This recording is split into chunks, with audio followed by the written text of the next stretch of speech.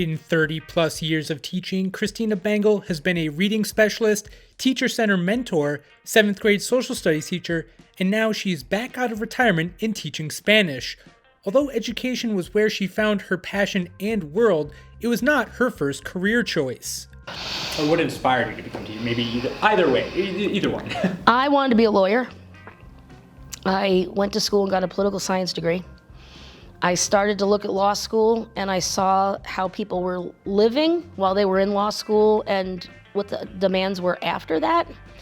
And I thought, I gave myself a real lifestyle quiz. And I wanted a family, I wanted certain things, and my friends that I was talking to were putting all of that to the side, and they've had great careers, and I probably would have been great too.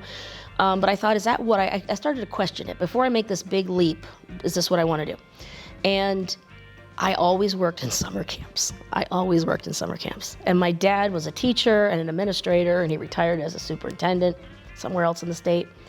And he would say, you can do well or you can do good. If you're teaching, you're probably going to do good, do good for others. The really joyful part of the work side of the job is that I can now plan and I can take all my time to do what I'm realizing again that I love to do, which was research and trying to find hooks, to get them, and having relationships with the kids. I don't know if you noticed, but there were a couple of kids I approached very low key because someone had their head down or I thought someone was off task, but